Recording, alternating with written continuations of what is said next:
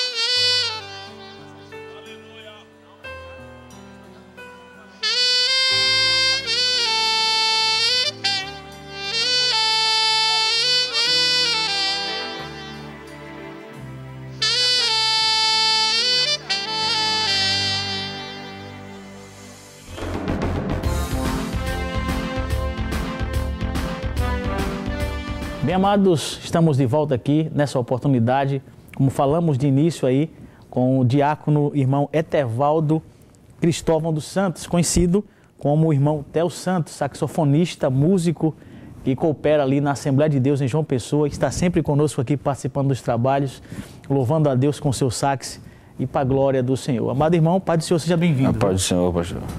Querido, a entrevista Novas de Paz, a gente primeiro começa a conhecer um pouco do entrevistado, do convidado. O senhor é natural de que cidade?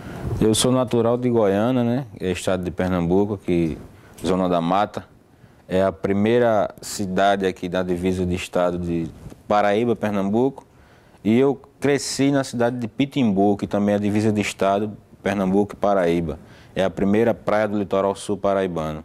E atualmente eu moro em João Pessoa, já há 6 anos, pela misericórdia de Deus. Glória a Deus. Irmão, o senhor falou aí que nasceu em Goiânia, é pernambucano, né? Pernambucano. E hoje, pela obra, pelo trabalho, pela música, mora e congrega ali em João Pessoa. Viveu ali em Pitimbu. Conta um pouco da sua história aí, quando criança, como foi que você converteu para Jesus? Fala pra gente. Meu irmão, a minha história de vida, ela é, assim, é muito interessante porque eu nasci num lar de pessoas que não eram, assim, que não são evangélicas.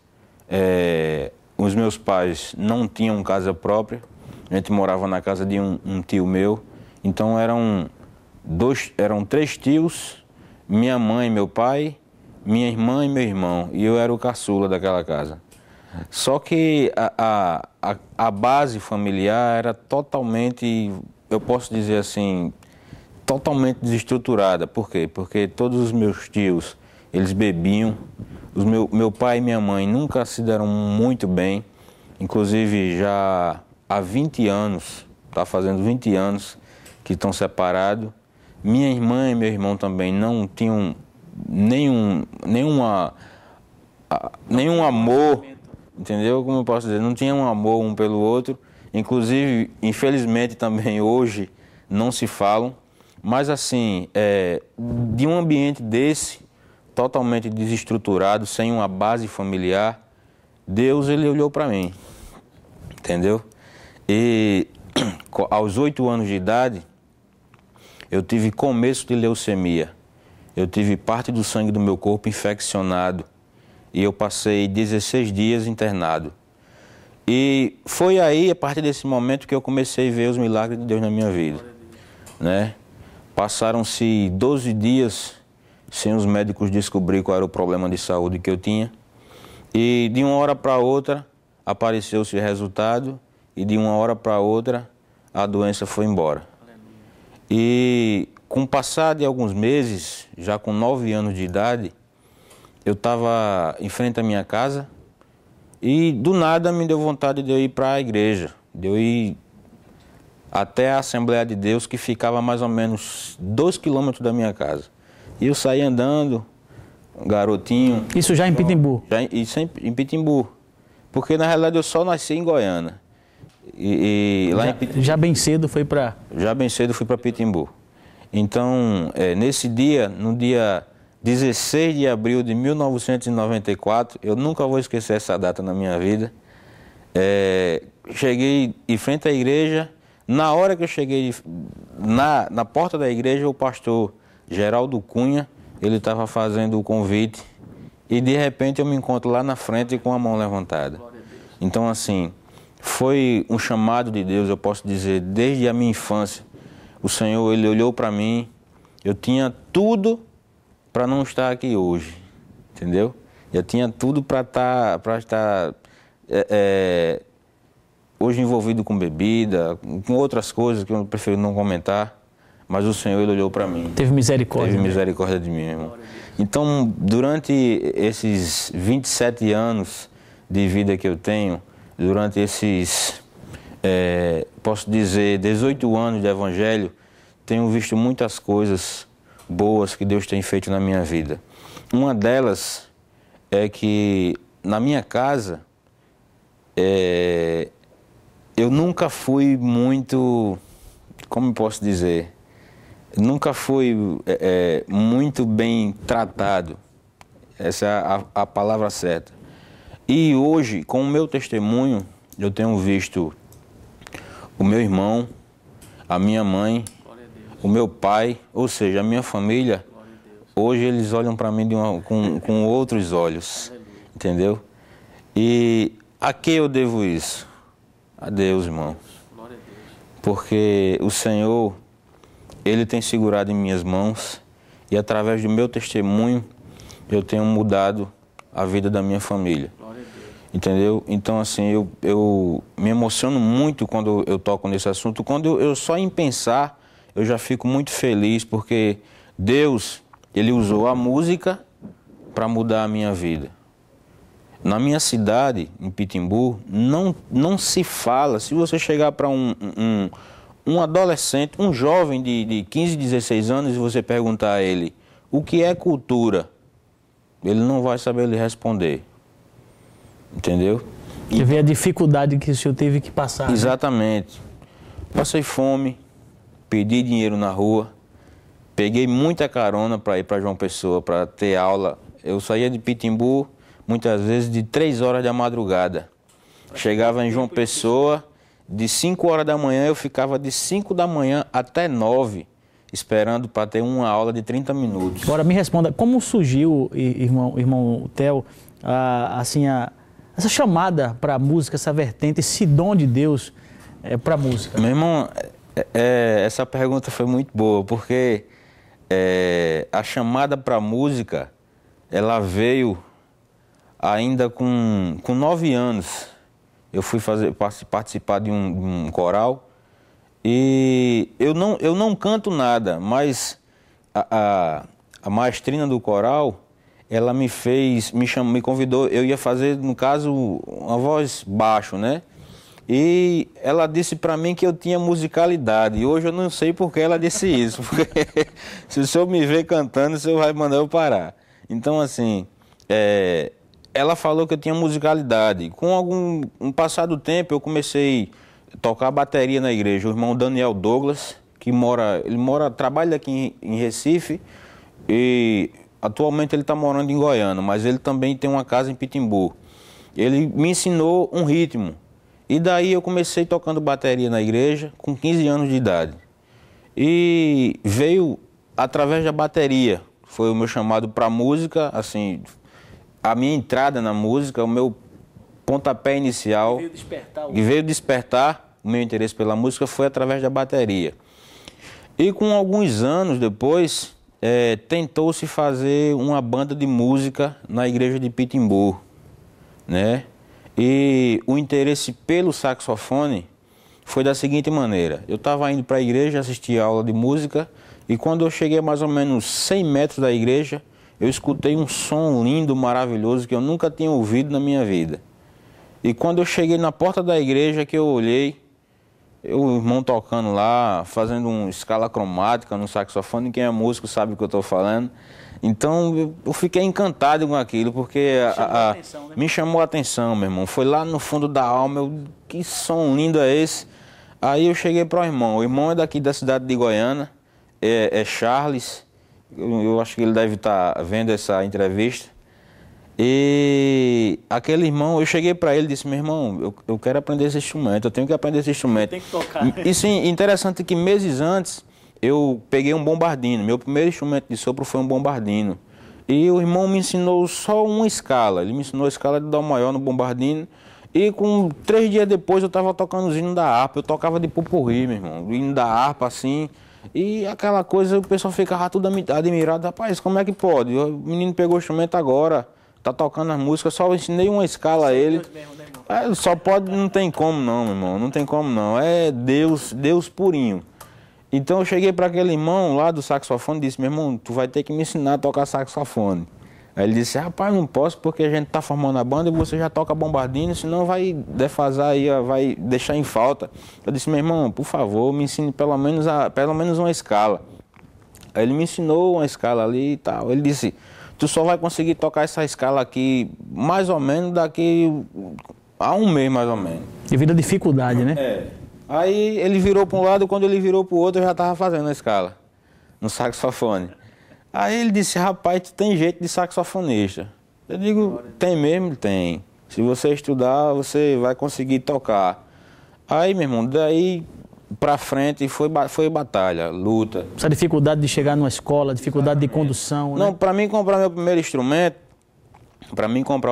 instrumento, eu trabalhei 2 anos.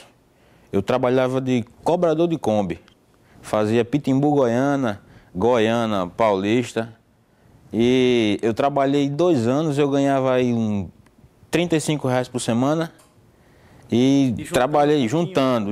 Eu não comprava nada pra mim, não comprava nada. Juntando, e consegui juntar R$ 400.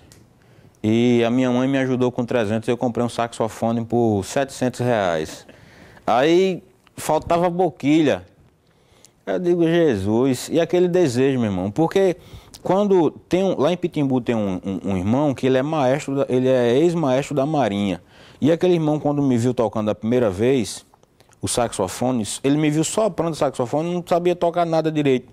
Ele chegou para mim e disse, você tem talento. Deus, ele deu o dom. Se você persistir, se você estudar, se interessar, você vai ser um grande músico. Não cheguei ainda, né? Eu tô caminhando. Então, assim, aquela palavra ali, meu irmão, ficou colada no meu coração, meu irmão. Ficou colada no meu coração. Então, eu corri atrás, consegui comprar o saxofone. E teve um dia que eu estava estudando numa sala da prefeitura, lá na cidade de Pitimbu, e chegou uma pessoa para mim e disse a seguinte frase, você não vai conseguir. Você não vai conseguir porque aqui não tem professor, como é que tu vai aprender a tocar isso sozinho? É melhor você desistir e partir para outra coisa.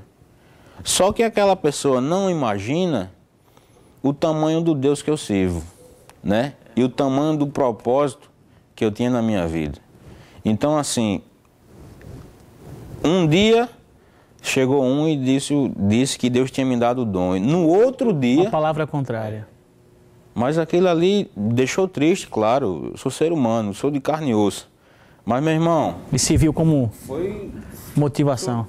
Sabe quando a gente pula numa piscina, que os pés tocam no chão, assim, e você dá aquele impulso para subir? Pronto, foi aquela palavra ali. Lhe impulsionou, lhe motivou. Glória a Deus. E eu fiquei orando, Deus, eu tenho que me interessar. Aí eu procurei um músico profissional que tinha lá em João Pessoa. Eu disse, meu irmão, o que é que precisa para viver de música? Dá para viver de música porque eu só tenho ouvido palavras que me desestimularam, que tentaram me desestimular. Ele disse, meu irmão, é o seguinte, dá para viver de música. Só tem um segredo, para você viver de música você tem que ser conhecido. Para você ser conhecido você tem que ser bom. E para você ser bom você tem que estudar. Aí eu disse, meu irmão, eu preciso estudar quantas horas por dia para ser um músico bom. Eu não quero ser mais um músico, não. Eu quero ser um músico. Porque para ser mais um, não precisa estudar. Você toca de qualquer jeito. Ele disse, você tem que estudar aí no mínimo 8 horas por dia. Só que eu precisava de uma boquilha. Hoje eu uso um material bom, um instrumento importado, uma boquilha boa, braçadeira boa. O meu saxofone era um saxofone bem velhinho. A minha boquilha era uma boquilha de uma marca bem ruim, Rico Royal, transparente. A braçadeira que eu usava era barbante, meu irmão. Barbante. Palheta eu fazia com tampa de margarina. Mas não deixava de pegar no instrumento. E teve um dia que eu pedi a Deus, eu preciso de um material para me estudar, porque eu tenho um desejo no meu coração e assim não dá. E eu estava indo, meu irmão, à praia, né? Meus tios pescavam lá, eu estava indo, como a gente fala lá, esperar o pessoal chegar na maré. E eu entrei no mangue. Quando eu entrei assim dentro do mangue, eu andei 5 passos mais ou menos, meu irmão. Uma nota de R$50, bem novinha. Bem novinha. E dentro do mangue? Na entrada do mangue. Passava dezenas de pessoas ali por dia, que o pessoal entrava para pegar caranguejo. Novinha assim, eu digo, não acredito nisso não. Aí eu sei que no outro dia eu fui para Goiânia e comprei a boquilha. Pronto. Isso foi em junho, final de junho, que eu comprei o instrumento no começo de junho de 2003. Isso foi no final de junho de 2003. Meu irmão, de lá para cá, eu não tenho parado de estudar. Glória a Deus. Sempre estudando, sempre se dedicando, se capacitando. São 9 anos já, 9 anos que eu não paro. Eu toco todo dia, estudo, não todo dia eu estudo. Hoje eu não estudo mais como antes. Eu cheguei a estudar 12 horas por dia, meu irmão. 12 horas por dia. Mas, Montel, você estuda o quê? O que é que se precisa para tocar? O que você precisa para tocar? Escalas, arpejos e intervalos. Isso é o que você precisa, o que você usa mais no dia a dia, para melhorar a sonoridade e tudo isso. Então, é só isso que eu estudo. Não estudo método. Assim, tive aula na universidade algumas vezes, mas só que para fazer o trabalho que eu quero, hoje, no caso, eu tenho dedicado a minha vida ao Ministério de Louvor. Penso em fazer uma faculdade de música, sim. Penso em fazer uma faculdade de teologia também. Mas hoje, para o trabalho que eu faço dentro da igreja, inclusive eu também dou aula em João Pessoa, em algumas igrejas. Então, assim, tem dado demais. Eu até agora não me pediram um curso superior de música para fazer o trabalho que eu tenho feito. Agora, deixa eu só lhe pedir uma oportunidade, irmão Theo. Existem muitas pessoas em casa que enfrentam dificuldades como você enfrentou ainda muito jovem. Dificuldades no lar, dificuldades em questão financeira, dificuldade no sentido mesmo social, né? Você falou que a possibilidade de surgir um músico na cidade era muito remota, a dificuldade de se locomover para se dedicar a uma aula, dificuldade para conseguir, passando 2 anos, para comprar um instrumento com a ajuda da sua mãe ainda, né? Trabalhando como cobrador de Kombi, salário pequeno, sendo um batalhador. Nesse meio termo, existe alguma música que faça o senhor voltar àquele tempo, que o senhor possa externar através dessa música para nós aqui, para o público, um trecho aí para a gente poder ouvir o senhor? Meu irmão, tem sim. Essa música aqui, sempre que não é a mais atual. Hoje eu gosto muito da música Fiel a Mim, da cantora Exla, que eu interpreto também dos meus CDs. Mas essa música da harpa cristã, eu tocava sempre ela quando eu estava precisando sentir a presença de Deus, né? E eu vou tocar uma parte.